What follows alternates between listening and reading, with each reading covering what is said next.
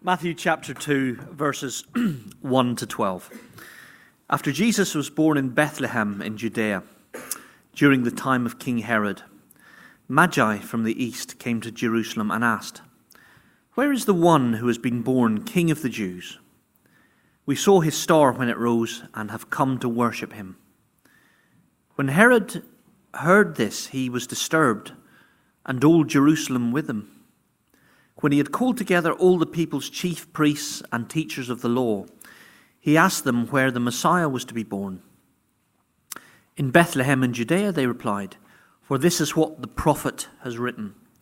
But you, Bethlehem, in the land of Judah, are by no means least among the rulers of Judah, for out of you will come a ruler who will shepherd my people Israel." Then Herod called the Magi secretly and found out from them the exact time the star had appeared. He sent them to Bethlehem and said, "Go and search carefully for the child. As soon as you find him, report to me, so that I too may go and worship him." After they had heard the king, they went on their way, and the star they had seen when it rose went ahead of them until it stopped over the place where the child was. When they saw the star, they were overjoyed. On coming to the house, they saw the child with his mother Mary, and they bowed down and worshipped him. Then they opened their treasures and presented him with gifts of gold, frankincense, and myrrh. And having been warned in a dream not to go back to Herod, they returned to their country by another route. Amen. Thank you.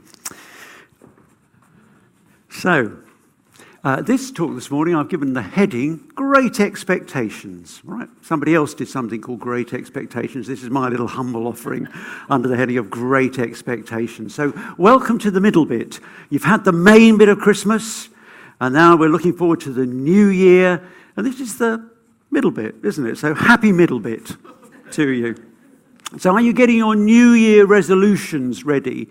You know, January is just around the corner. January, that month named after the Roman god, Janus. Did you know that? The god of doors, the god of gateways, the god of new beginnings.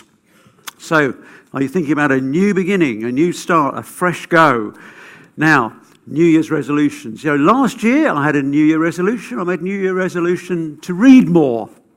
It's good. So I turned on the subtitles. This year, I'm going to get better at pretending that I know all the words to Auld Lang Syne. Someone asked me if I was, how do you see yourself in the new year? I had to reply, I don't know. I haven't got 2020 vision. So, do you think that New Year resolutions, are a good thing? Yeah? Do you think they're a good thing? Have you got any? Are you thinking about your New Year resolutions? What are your great expectations for next year? They've got to be a good thing, haven't they? You know, pretty much every development, every improvement, every great endeavour, meeting every great challenge begins with a resolution, doesn't it? I like to ask the question, who built St. Paul's Cathedral? Well, you all know you're going to say Sir Christopher Wren. I mean, in all probability, he never raised a single stone, did he? No, but he saw it first. And he saw it in his heart. And he had what it took to get it out of his heart and into reality. He had a resolution to do that. And the story of the Magi is a story that must begin with a resolution. They had seen something.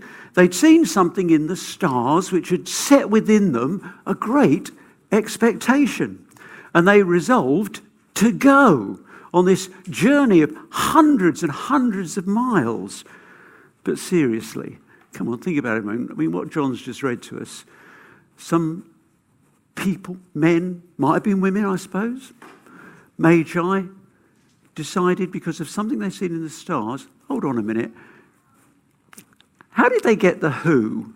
How did they get the what? How did they get the where? How did they get the when? And how did they get the why? How did they get all that out of a star? I mean, that's got to be pretty powerful kind of gifts of interpretation, if you can get all that out of a star, come on. I don't know. It sounds to me a bit more like something out of Aladdin, doesn't it? It's got that sort of feel about it. Some wise men from far away. Oh, sorry, I've been more no silly voices this morning. I mean, it does. It makes the Bible look silly, doesn't it? Wise men in the east saw a star, came looking for the new king. How do you get all that out of the stars? I mean, no wonder critical scholars and historians have been saying for years, it's preposterous. It's silly. I mean, you've got to ask, haven't you? Seriously. Did this really happen? Or is it's just a little myth that got made up? It's just a bit of an embellishment. A bit of magic, really. You know, that's where we get the word magic from these Magi. Seriously, we do. And you've also got to ask, why did Matthew include it? Because the others didn't. Well, in 44 BC, one of the biggest flukes of history happened. You know what that was? At the funeral of Julius Caesar, 7 nights in a row, there was a comet in the sky. And from that point forward, the idea of the rising and falling of kings was firmly established to be associated with something going on in the stars, stellar activity. I wonder, have any of you ever studied astronomy? Do you know a bit about the stars? If you have, you'll know that basically they're sitting up there and they stay in the same place. I mean, they appear to move, but that's only because we're moving. We're going round and round, aren't we? They just, there's the big W, you know that one, and there's the plough, yeah. Yeah, they're just up there, aren't they? They're all basically sitting in the same place. But have you noticed, do you know, that there are 5 that are moving around, that aren't sitting in the same place with all the others. They're moving around. Do you know what they are? There's 5 of them. They're the visible planets. Mercury, Mars, Venus, Neptune. Not Neptune. Jupiter and Saturn. They're the ones that we can see with the naked eye. If you like, they're 5 special stars. And certainly ancient civilizations saw them as special. So much so, most ancient civilizations saw them as gods riding across the heavens. And actually, consequently, the names of the week. The fact that we have a sun, a moon, and 5 moving stars is, even before the book of Genesis was written, even ancient civilizations put 7 days in the week because they saw them as 7 gods. And in fact, the 7 days of the week continue to be the sun day, the moon day, some Norse gods that were again named after the moving stars, and we have Saturday, which of course is named after Saturn. You learnt a lot at church this morning, didn't you? Yes. Sometimes, though very, very rarely, 2 planets shining away move so close to one another that they appear as a single, larger and more brilliant star. And in 1603, on the 17th of December, the astronomer royal, the astronomer and mathematician imperial Johann Kepler in Prague observed a rendezvous in space of Saturn and Jupiter in the area of the sky known as Pisces. But he wasn't the first to do so. Do you know that the most accomplished astrologers in the ancient world were the Babylonians? They were the first to apply mathematics and scientific method to the study of heavenly bodies. You would also know, or you might not know, that since Nebuchadnezzar's time, a lot of Jews lived in Babylon. Originally, they were taken there in captivity. And what do migrants do? They tend to settle. And many of those Jews who settled, that became astronomers, studied at the School of Astronomy in Separ. Now, for the Babylonians, the area of the sky known as Pisces was a sign for the Mediterranean countries to their west, Syria and Israel. And in Jewish tradition, the area of the sky known as Pisces is the sign for Israel and the Messiah. Pisces stands at the end of the sun's old course and the start of its new, and hence it's associated with ideas of the end of an age and the beginning of a new age. Now, you still with me? Good. All the ancient astrological traditions saw Jupiter as representing royalty. And in Jewish tradition, Saturn was seen as the protector of Israel. So, would you think if there were to be a convergence of Jupiter, the royal star, with Saturn, the guardian of Israel, in the constellation of Pisces, the Messiah? Think about it. Do you think to a group of Jews sitting in Babylon, studying the stars, that would be just a matter of trivia to them? We know that Kepler recorded this conjunction of Saturn and Jupiter in the area of the sky called Pisces in 1602, but it's very rare. It doesn't happen for hundreds of years. How could we know? How could we know if this is what the Magi saw?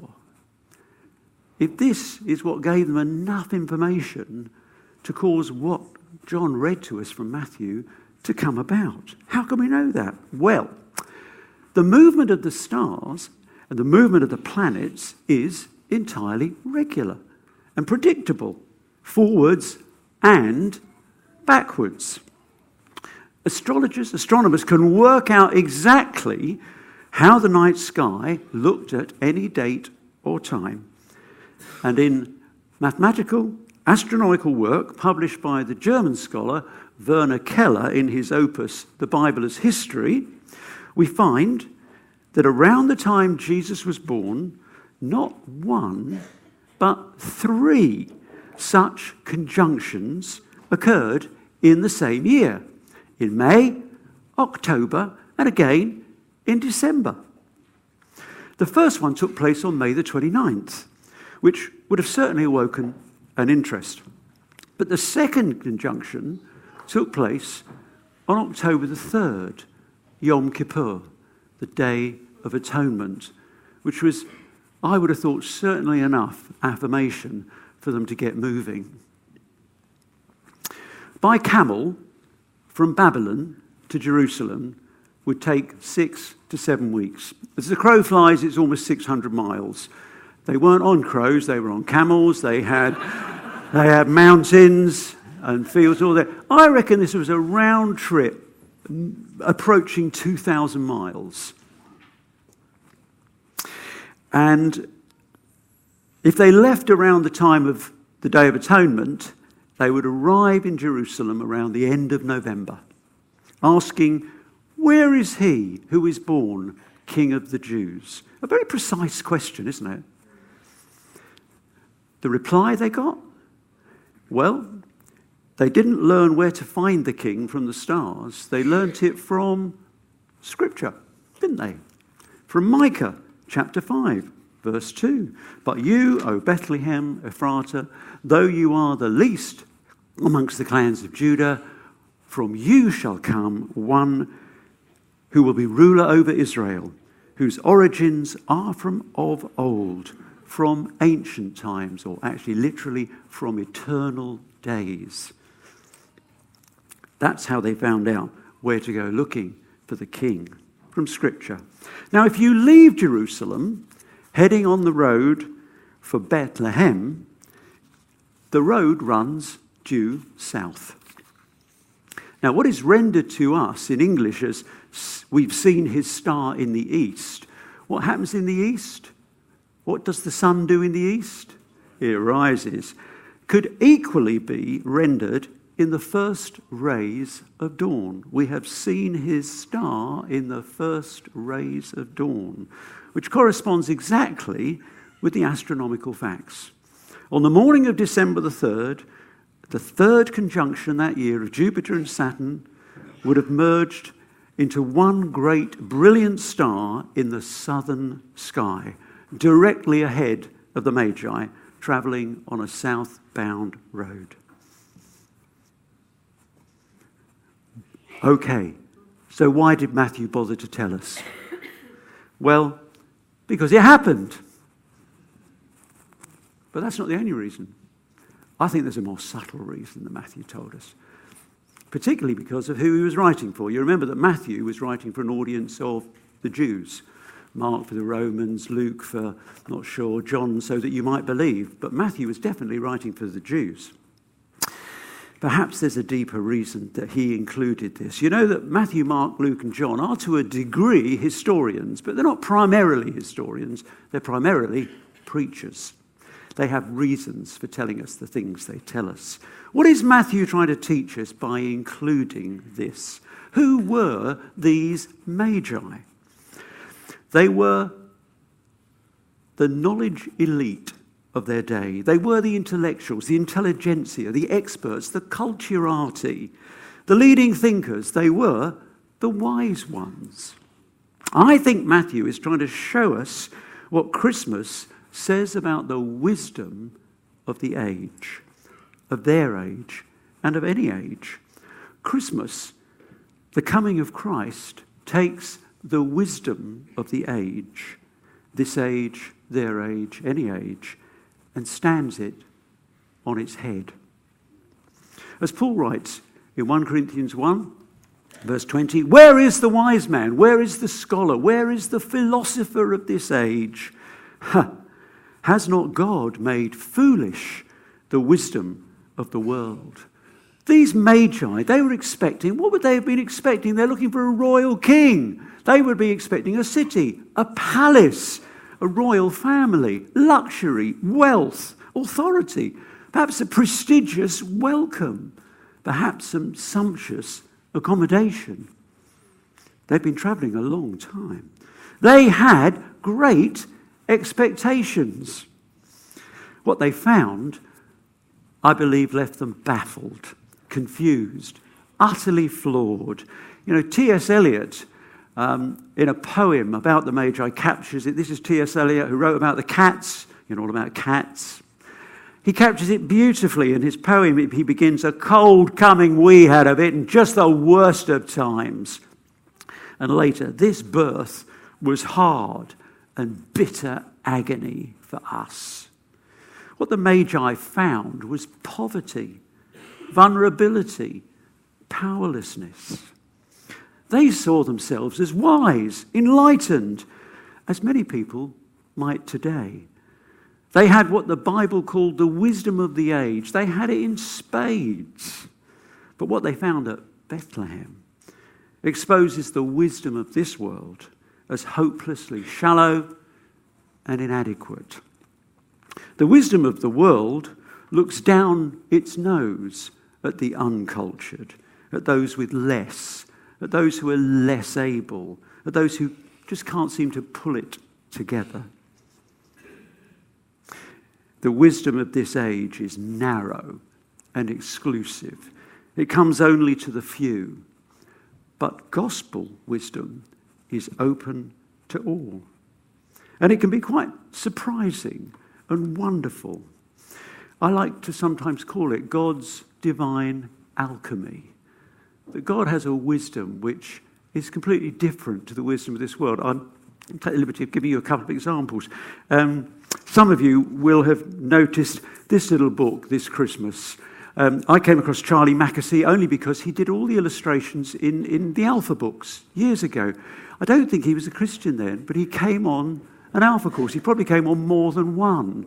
And he's done these delightful drawings. He did a drawing and put a little caption to it, and then he just pops it on his Twitter account.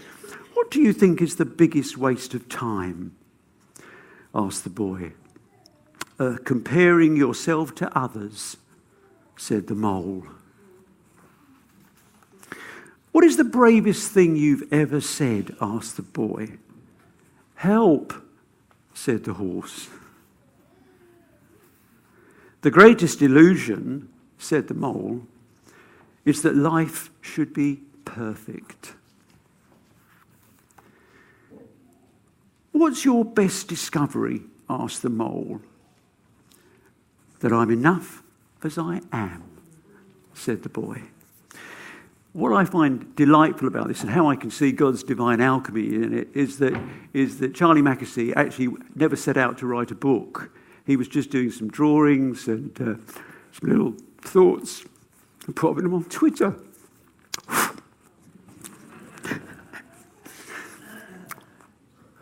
And he got shared and shared and shared. And then somebody called Laura Higginson, who worked for a publisher called Ebury, sends him a message and says, this is really good. You ever thought about putting this into a book?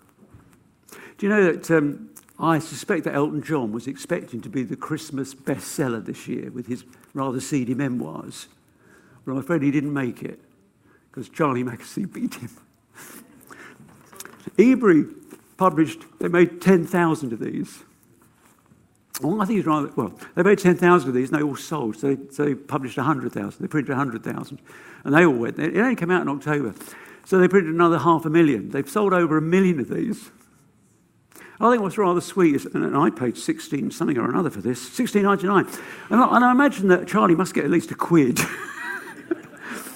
So bless him. You know, and he's a guy with sort of holes in his, he's an artist with holes in his elbows, jumpers like me. And I just think that's lovely. I think another thing that's rather sweet is that he does all his drawings on a certain type of paper. Okay, a certain type, and Ebury Publishing wanted to be faithful to that, so they are printing the book on that particular type of paper. They've exhausted the world's supply of that paper. There's another little bit of divine alchemy, which is a little bit less obvious, but you'll remember that a couple of years ago there was a young girl called Natasha who ate a roll that was bought in Pret-a-Manger. Yeah, and she died as a consequence. The wisdom of this world, the newspapers don't tell us, they didn't tell us, that as a 15-year-old girl, quite independently of her family, she had come to faith in Jesus, and she was baptized. Father was with her on the plane, and Father was with her when she died, Nadim. And I don't want to tell you the whole of this story. I want you to listen to a radio program that was broadcast on Christmas Eve called A Shining Yellow Light. Because when his daughter passed, Natasha passed, God did something. And her father is now a Christian. So just look up A Bright Shining Light and just see that God has some divine alchemy. His wisdom is rather different to the wisdom of this world, which is shallow and inadequate.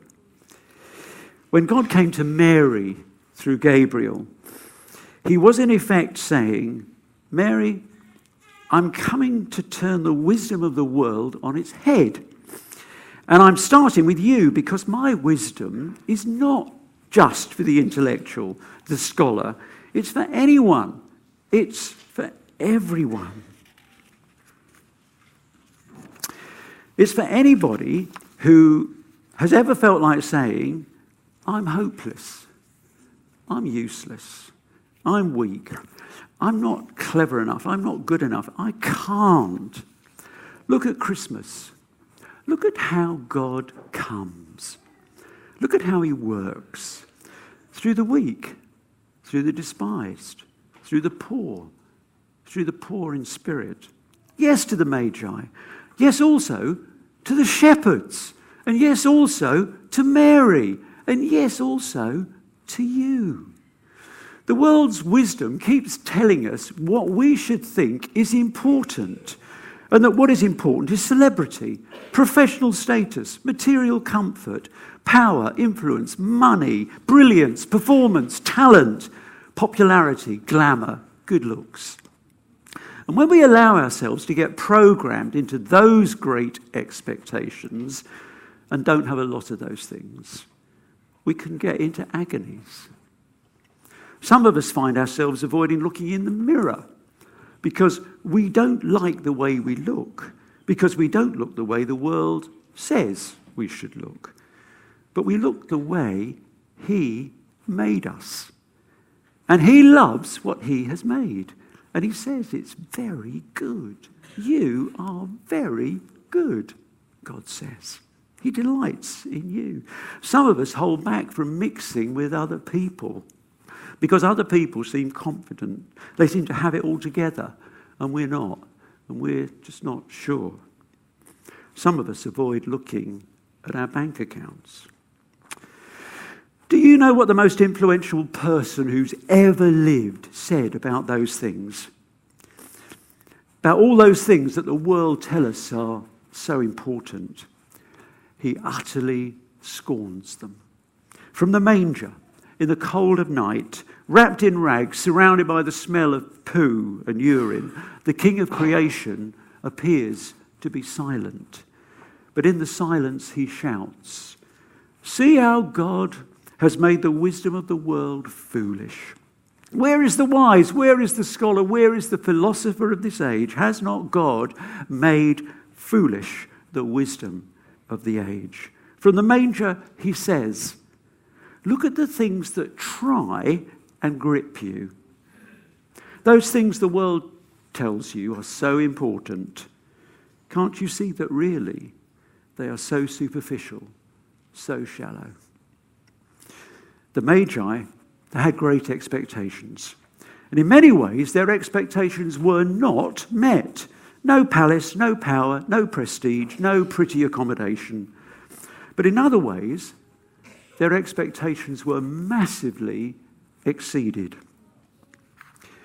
Not only had the king come, the promise of the ages fulfilled, he had come and has come to be with us.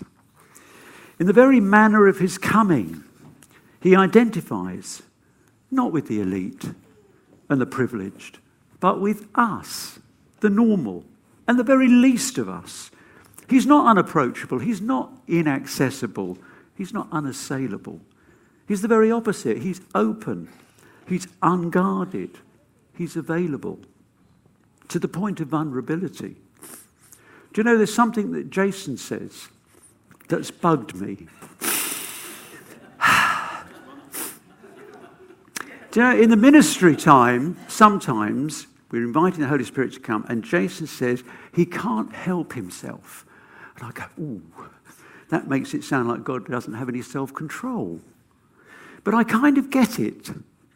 It's in the very nature of God to come to us, to seek us. You know, Jesus reveals our God to be a man seeking, a woman seeking, a child seeking God. He comes to us. He lays himself open. He makes himself vulnerable. He says in Song of Solomon, "You've ravished my heart, you."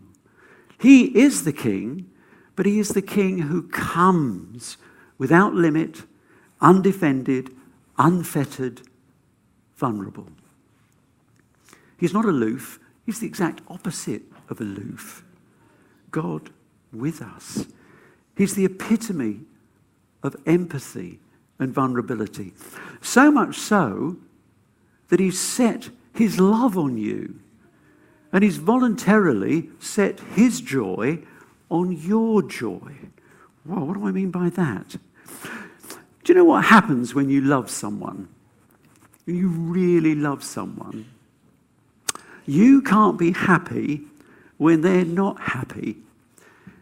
There's a song about that, but I'm going to spare you.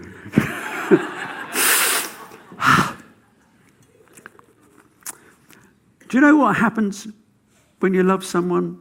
If they're disturbed, anxious, or miserable, you just can't go about your business feeling fine, feeling joyful, happy as Larry, as much as you might try. The King of creation will not experience pure, unmixed joy again until the day that we stand before him, pure, joyful, and glorious ourselves. And in Jesus, we will be. We will. He gives us that great expectation, that promise. You'll find it, for example, in the end of Romans. Those whom he foreknew, he predestined to be conformed to the image of his Son. Now, I spoke about this at the end of May, and you'll have to, if you want me to expand on that, you'll have to listen to that one. But if I may, I'm just telling you, you're going to be great. You are going to be great. You are going to have greatness thrust upon you. In fact, it's so certain in Romans, it's put in the past tense. It's as if it's already happened. You are going to have the glory of Jesus upon you. You're going to be conformed to the image of Jesus. That's the great expectation that you can be confident about. There's no doubt. There's absolute certainty. We say sometimes you can't outgive God. And I'm going to say you can't out-expect him. In 1784, a young man, 23 years of age, his name was William Carey, got on a boat and he went to India to tell people there about Jesus. He was decades, years before David Livingstone or Hudson Taylor went to China, David Livingstone to Africa. In 1784, a 23-year-old got on a boat and he went to Calcutta to tell the people about Jesus. And in fact, he established the first university in India. It was a theological university. William Carey was the father of the modern missionary movement of Europeans going to take the gospel to other parts of the world. And he had a maxim, a motto. I wonder if you know what it is. Expect great things from God. Attempt great things for God. Is that biblical? Is that reasonable? Yeah. Jesus unquestionably told us to expect great things from God. He said, ask, seek, knock. For everyone who asks receives. Those who seek will find. Those who knock, for them the door will be opened. We read in John 14:12, very truly I tell you, he says, whoever believes in me will do the works I've been doing. They will do even greater things than these. Paul writes in Ephesians 3, now to him who is able to do far more abundantly than all that we can ask or think, according to the power at work within us, that same power which raised Jesus. Do you see the connection there to prayer? More abundantly than all we can ask. His point is, pray and ask God to work. He will do far more than you ask. If you're thinking about a New Year's resolution, could be one to do with prayer. Expect great things from God. Attempt great things for God. As you stand on the threshold of the year, what will be your expectations of God? What will you believe him for in this year ahead? What will you lay before him, hold out to him as something for him to help you to fulfill, something for him to fulfill? Ask yourself, what will be my expectations of God in 2020? The Magi went searching. They invested themselves in that search. They had great expectations and they set out believing they would have their expectations fulfilled. They didn't find exactly what they expected, but when their eyes were opened to God's wisdom, they found so much more than they could ever ask or think. I wonder if the worship team would like to start wending their way forward. The Magi had great expectations. Something great was about to happen, and they were great. They were the great men of their age. So they should be there, shouldn't they? Get the idea? They knew something great was going to happen. They'd seen it in the stars. They were the great ones, so they better be there to see this great thing.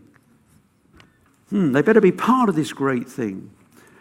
And they found themselves stooped in a cold, damp, crowded cave, an animal store. But in contrast, look at Mary. God comes to Mary through Gabriel and says, Mary, I'm about to change the world, the entire world. I'm about to send in my own son, God in human form, and he's going to save the world. What does Mary say? She says, huh? Huh? Through me? Huh? You must be joking. Perhaps you might feel like that. Through me? But then she says, you have regarded the lowly state of your maidservant. What's she saying? She's saying, yeah, I'm only a poor, uneducated girl. And if you do this, I'll be a social outcast as well. How on earth is this going to change things? It makes no sense. And of course, she's absolutely right. Humanly speaking, in the world's eyes, it makes no sense. But God has made foolish the wisdom of this world. What was the reply she got? What was the reply that Mary got when she pretty much said it makes no sense? What was Gabriel's reply? Luke 1:37. Perhaps you might want to take this as your maxim for 2020. Do you know what the reply she got? He says, with God, nothing is impossible. Would you like to say that with me? Let's practice. After 2. 1, 2. With God, nothing is impossible. Once more, bit more gusto. Big breath. 1, 2. With God, nothing is impossible. I hope you'll agree that's a pretty good start for setting your own great expectations for 2020. He came to his own, but his own received him not. But to those who received him, he gives the power to become children of God.